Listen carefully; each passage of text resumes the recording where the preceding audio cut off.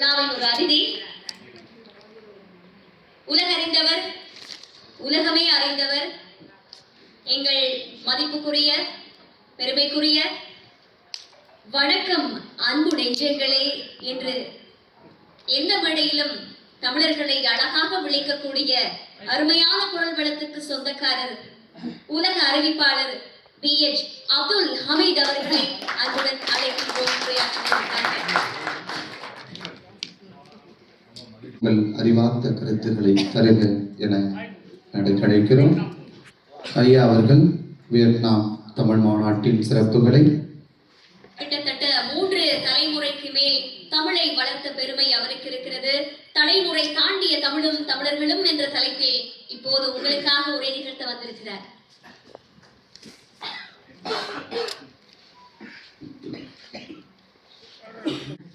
என்கிற தலைப்பில் ஐயா BH அப்துல் ஹமீத் அவர்கள் உரை நிகழ்த்திருக்கிறார்.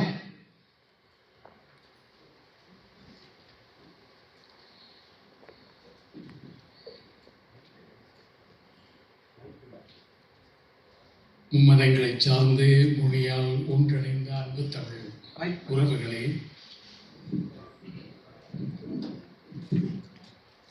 அனைவருக்கும் அன்பு வணக்கம்.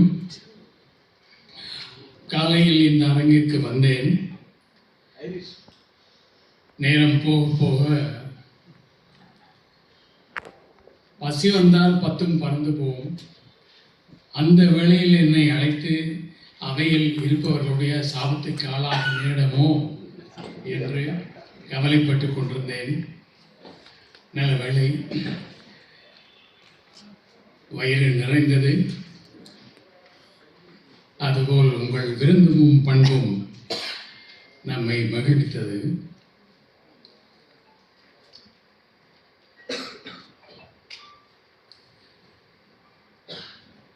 இந்த வேளையிலே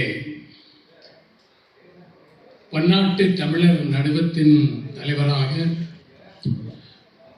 ஒரு தனி மனித இயக்கமாக இயங்கி இவ்வளவு பெரிய சாதனையை நிகழ்த்தி இருக்கின்றார். கம்போடியாவை தொடர்ந்து 2வது மாநாடாக இந்த வியட்நாமிலே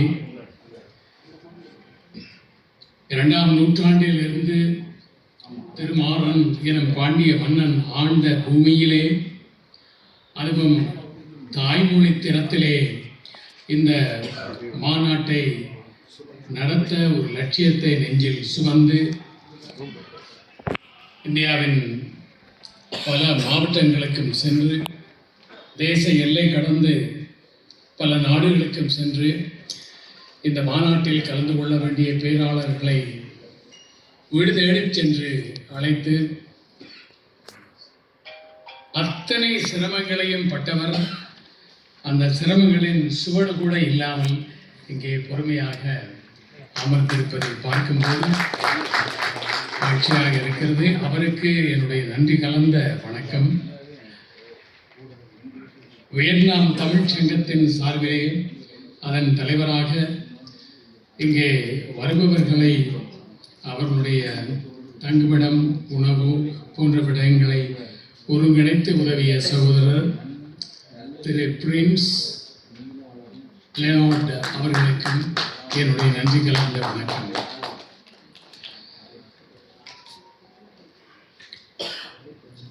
பொதுவாக நான் மேடையில் பேசும்போது எழுதி வைத்துக் கொண்டு பேசுவதில்லை. ஆனால் இங்கே சில முக்கிய குறிப்புகளை சொல்ல வேண்டும் என்பதற்காக அந்த குறிப்புகளை எடுத்து வந்திருக்கின்றேன். கையோடு கைத்தொலைபேசியிலே இன்று உலக தாய்மொழி தினம். தாய்மொழியை நாம் தலைமுறைகள் தாண்டி வளர்க்க வேண்டியதன் அவசியத்தை முனைவர் துரை சந்திரசேகரன் அவர்கள் 2 வரிகளில் விளக்கினார். அதாவது, ஒரு மொழி அழிந்தால் அந்த இனமே அழியும் என்று ரத்தின சுருக்கமாக சொன்னார். ஆகவேதான் என்னுடைய உரையின் தலைப்பு தலைமுறை தாண்டியும் தமிழ். பக்கத்திலே ஒரு கேள்விக்குறி. தலைமுறை தாண்டியும் தமிழ் நிலைக்குமா வாழுமா என்று பல ஆண்டுகளாகவே நான் மேடைகளில் முழங்கி வருகிறேன். மொழி என்பது தாய் மொழி என்பது நமது முகம். நான் அணிந்திருக்கும் இந்த உடையோ அல்லது நீங்கள் அணிந்திருக்கும் உடை, உணவு கலாச்சாரங்கள், மத வழிபாடுகள் அவையெல்லாம் மொழியை, இனத்தை பிரதிநிதித்துவப்படுத்தாது. உலகின் மூத்த குடி எம் தமிழ் குடி, உலகின் மூத்த மொழியும் எம் தாய்மொழியாம் தமிழ். இதை சொல்லும்போது எவ்வளவு பெருமையாக இருக்கிறது. இங்கு பேசப்பட்ட உரைகள், இன்னும் பல மேடைகளில் பேசப்பட்ட பெருமை, இவையெல்லாம் கேட்கும் போது பெருமையாக இருக்கும். ஆனால் நான் ஒரு கசப்பான கேள்வியை கேட்கின்றேன். இந்த பல்லவியை இன்னும் எத்தனை ஆண்டுகளுக்கு பாடப்போகின்றோம்? அத்தனை மேடைகளிலும், இந்த மேடையிலும் கூட நம் தொன்மை பெருமையை, தொன்மை புகழைத்தான் பாடிக்கொண்டிருக்கின்ற ஒழிய இந்த தலைமுறையை சார்ந்த இந்த தமிழுக்கு என்ன செய்திருக்கின்றோம் என்ற கேள்விதான் எஞ்சியிருக்கிறது. இந்த அரங்கிலே என் பார்வையில் படும் முகங்களை பார்த்தால் ஒரு 40, 50, 60 கடந்த முகங்களாகத்தான் இருக்கின்றன. நமது அடுத்த தலைமுறையின் பிரதிநிதிகளை இங்கே காணவில்லை. ஆகவேதான் நான் எல்லா மேடைகளிலும் வலியுறுத்தி சொல்வது, எங்களுடைய பார்வை அடுத்த தலைமுறையை நோக்கியதாக இருக்க வேண்டும். ஆனால் அப்படி இல்லை. தமிழின் பெயரால் நாம் எடுக்கும் எந்த முயற்சியிலும் அடுத்த தலைமுறையை நோக்கியதான பார்வை இல்லை. உங்களுக்கு தெரியும், நானும் ஒரு நாடோடியாக உலகெங்கும் பல்வேறு நாடுகளுக்கு போயிருக்கின்றேன். முக்கியமாக நமது மக்கள் புலம்பெயர்ந்து வாழும் நாடுகளுக்கு சென்றிருக்கின்றேன். அங்கெல்லாம் ஒன்றுக்கு மேற்பட்ட தமிழ் சங்கங்கள் இருக்கும். குறைந்தது 2 அல்லது 3 தமிழ்ச்சங்கம், இல்லை 5 தமிழ்ச்சங்கம் உள்ள இடங்களுக்கும் போயிருக்கின்றேன். அந்த அளவுக்கு நமது தமிழ் மக்கள் ஒற்றுமையாக இருக்கின்றார்கள் என்று அர்த்தம். வெட்கமாக இல்லை. அதனைத்தான் அன்பு சகோதரர் தொல் திருமாவளவன் அழகாக எடுத்து காட்டினார். தமிழர்களை அழித்தது தமிழர்களே தான்.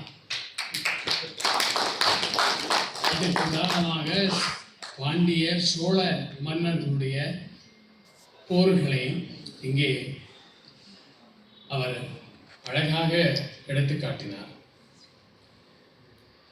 அது மட்டுமல்ல, ஆண்டுக்கு ஒருமுறை இந்த தமிழ்ச்சங்கங்கள் கொண்டாட்டங்கள் நடத்தும் போதெல்லாம் அங்கே நான் செல்ல நேர்ந்தால் ஒரே ஒரு கேள்வியை கேட்பேன். அந்த கேள்வியை எங்கும் கேட்கின்றேன். சமீபத்திலே 2 ஆண்டுகளுக்கு முன்பு நியூயார்க் நகரிலே வட அமெரிக்க தமிழ்ச்சங்கங்களின் பேரவையின் விழா. அந்த விழா நியூயார்க் தமிழ்ச்சங்கத்தின் பொன் விழாவை கொண்டாடியது. அதாவது 50 ஆண்டுகள் வட அமெரிக்க மண்ணிலே முதலில் உருவான தமிழ்ச்சங்கம் நியூயார்க் தமிழ்ச்சங்கம். அவர்களிடம் கேட்டேன், நீங்கள் பொன் விழா கொண்டாடுகின்றீர்கள், பவள விழாவை யார் கொண்டாடுவார்கள் என்று கேட்டேன். அதனை கொண்டாடப் போகும் தலைமுறையை நீங்கள் உருவாக்கி விட்டீர்களா? அவனுடைய சிந்தனையில் அந்த எண்ணத்தை விதைத்தீர்களா? அந்த தலைமுறை தமிழ் பேசுமா என்று கேட்டேன். ஹார்வர்டு பல்கலைக்கழகத்திலே தமிழ் இருக்கை, டொரண்டோ பல்கலைக்கழகத்தில் தமிழ் இருக்கையை உருவாக்கிவிட்டோம் என்று பெருமையாக கொண்டாடினார்கள். அதுபோன்ற தமிழ் இருக்கைகள் இருக்கும் பல்கலைக்கழகத்திற்கு நானும் போயிருக்கின்றேன். ஹார்வர்ட் பல்கலைக்கழகத்துக்கான நிதி சேர்ப்பு $6 மில்லியன் அமெரிக்க தேவைப்பட்டது. அதற்கான முதல் பரப்புரையை வீடியோ வடிவிலே செய்தவன் அடியேன். 6 மில்லியன் தேவைப்பட்ட இடத்திலே 9 மில்லியன் திரட்டப்பட்டது. டொரண்டோவிலே 3 மில்லியன், அதுவும் வெறும் கனடியன் டாலர்ஸ் தேவைப்பட்டது. அதுக்கு 25 ஆண்டுகள் சென்றன. காரணம், அங்கு இருப்பவர்கள் பெரும்பான்மையாக எனது மண்ணைச் சேர்ந்த ஈழத்தமிழர்கள். ஆனால் நான் கரகோஷம் செய்ய மாட்டேன். காரணம், 3 மில்லியன் கனடியன் டாலர்ஸ் திரட்டுவதற்கு 25 ஆண்டுகள் சென்றன. ஆனால் ஹார்வர்ட் பல்கலைக்கழகத்தில் 6 மில்லியன் அமெரிக்க டாலர்கள் சேர்ப்பதற்கு 2 ஆண்டுகள் தான் போதுமானதாக இருந்தது. ஆகவே நமக்கேன் இந்த அவல நிலை என்றால், நாம் மதங்களால் பிரிந்திருக்கின்றோம், சாதிய கோட்பாடுகளால் பிரிந்திருக்கின்றோம், ஒருவரை ஒருவர் அங்கீகரிக்காமல் புறக்கணிப்பதிலே கெட்டிக்காரர்களாக இருக்கின்றோம். அதனால்தான் எந்த ஒரு செயலை செய்ய சென்றாலும் நமக்கு பின்னடைவு. இப்போது தலைமுறையை தாண்டியும் தமிழ் என்ற தலைப்பை நான் தெரிவு செய்ததற்கான காரணத்தை இங்கே சொல்ல முன்பு, கடந்த ஆண்டு தமிழகத்திலே ஒரு பத்திரிகையில் வந்த செய்தியை பார்த்தபோது எனக்கு அதிர்ச்சி ஏற்பட்டது. உங்களுக்கும் அதிர்ச்சி ஏற்பட்டிருந்ததா? உலக அளவில் அழிந்து வரும் மொழிகளில் 12வது இடத்தில் தமிழ் இருக்கிறது. இதை சொல்வது நான் அல்ல. அந்த செய்தியில் சூலூர் பாவேந்தர் பேரவை செந்தலை கௌதமன் அவர்கள் இதனை சொல்லியிருக்கின்றார். அதுவும் யுனெஸ்கோ அறிவிப்பின்படி என்று தெரிவித்திருக்கின்றார். இது உண்மையா என்று நான் கொஞ்சம் ஆய்ந்தறிந்தேன். இப்பொழுதுதான் விரல் நுனியிலே உலக அறிவை திரட்டக்கூடிய ஒரு காலம். விஞ்ஞான தேரில் ஏறி எந்த ஒரு தகவலையும் பெறலாம். அன்று மெல்ல தமிழினி சாகும் என்று ஒரு பேதை உரைத்த மொழி கேட்டு வெகுண்டெழுந்தான் பாரதி. ஆனால் பாரதி என்று நம் மத்தியில் இல்லை. ஆகவே வெகுண்டெழுவதற்கு எவரும் இல்லை. என்னாலும் இது உண்மையா என்று தேடி பார்த்தேன். இதனை அறிவித்திருப்பதை யுனெஸ்கோ என்று அவர் சொல்கின்றார். 1945 நிறுவப்பட்ட யுனெஸ்கோ என்றால் ஐக்கிய நாடுகளின் கல்வி, அறிவியல் மற்றும் பண்பாட்டு நிறுவனம் என்று பொருள்படும். 1953ஆம் ஆண்டு முதல் இந்த யுனெஸ்கோ தாய்மொழி கல்வியின் முக்கியத்துவத்தை வலியுறுத்தி வந்திருக்கிறது. அதாவது ஆரம்ப கல்வியை ஒரு குழந்தைக்கு தாய் மொழியில் வழங்கினால் அந்த குழந்தையின் சிந்திக்கும் ஆற்றல் சிறப்பாக இருக்கும் என்று ஆய்வுகளின் மூலம் கண்டுபிடித்திருக்கிறார்கள். தாய்மொழி கல்வி ஆரம்ப கல்வியாக இருக்க வேண்டும். சிந்திப்பதற்கு ஒரு மொழியா என்று நீங்கள் யோசிக்கலாம். ஆம், நாம் எல்லோருமே ஏதோ ஒரு மொழியில் தான் சிந்திக்கின்றோம். அது பெரும்பாலும் நமது தாய்மொழியாகத்தான் இருக்கும். அதன் பிறகு நாம் பன்மொழி புலமையை பெற்று அந்தந்த மொழிகளில் எந்த மொழியில் பேசுகின்றோமோ அந்த மொழியில் சிந்திக்கும் ஆற்றலை பெறுவோம் என்பது உண்மை. ஆனாலும் வாழ்வின் அடிப்படையான விடயங்களை நாம் நம் தாய்மொழியில் தான் சிந்திப்போம். நீங்களே கொஞ்சம் யோசித்து பாருங்கள். அந்த மொழி தாய்மொழியாக இருக்க வேண்டும். ஆகவே தாய்மொழியின் அழிவு பற்றி, அழிந்து வரும் மொழிகள் பற்றி யுனெஸ்கோ ஒரு ஆய்வினை நடத்தியது. அந்த ஆய்வின்படி உலக அளவில் 3000 மொழிகள் அழிவின் விளிம்பில் இருப்பதாக யுனெஸ்கோ கண்டுபிடித்திருக்கின்றது. குறிப்பாக மொழிகளின் தோட்டம் என்று சொல்லக்கூடிய இந்திய மண்ணிலே எத்தனை மொழிகள் அழிவின் விளிம்பில் இருக்கின்றன? அதாவது யுனெஸ்கோவின் ஆய்வுப்படி அழிந்து வரும் தாய் மொழிகளை அதிகமாக கொண்ட நாடுகளின் பட்டியலில் இந்தியா முதல் இடத்தில் இருக்கிறது. அந்த எண்ணிக்கையும் கொடுத்திருக்கின்றார்கள். இந்தியாவில் 197 மொழிகள் அழிவின் விளிம்பில் இருக்கின்றன. அமெரிக்காவில் 191, பிரேசில் நாட்டில் 190, சீனாவில் 144, இந்தோனேஷியாவில் 143, ரஷ்யாவில் 143, ஆஸ்திரேலியாவில் 108. ஆகவே இந்த வரிசையில் முதல் இடத்தில் இருக்கும் இந்தியாவிலே 197 மொழிகள் விளிம்பில், அழிவின் விளிம்பில் இருக்கின்றன. இந்த மொழிகளை பேசுவோரின் எண்ணிக்கை ஆண்டுக்கு ஆண்டு சில நூறாக குறைந்து கொண்டிருக்கின்றன. மொழிதான் மனிதனின் முதல் அடையாளம் என்று நான் ஆரம்பத்தில் குறிப்பிட்டேன். தாய்மொழி அழிந்தால் ஒரு இனமே அழியும் என்று முனைவர் துரை சந்திரசேகரன் அவர்கள் குறிப்பிட்டார். ஒரு மொழி அழிவது என்பது ஒட்டுமொத்த இனத்தின் பாரம்பரியம், பண்பாடு, கலாச்சாரம் அனைத்தும் அழிவதற்கு சமம். ஒரு மொழியின் அழிவு அந்த இனம் இந்த பூமியில் இருந்தது என்ற வரலாற்றின் அழிவு. ஏன் இந்த வியட்நாமிலே சம்பா பேரரசு என்ற ஒன்றை திருமாறன் என்ற மன்னன், பாண்டிய மன்னன் எழுதினான். அப்படி என்றால் அந்த காலத்தில் இங்கும் தமிழ் இருந்திருக்கும். அந்த தமிழ் கொஞ்சம் திரிவடைந்து ஒரு கிளை மொழியாக சாம் என்ற மொழி இங்கே உருவாகி இருப்பதாக மருத்துவ சித்தர் தணிகாசலம் அவர்கள் இங்கே குறிப்பிட்டார்.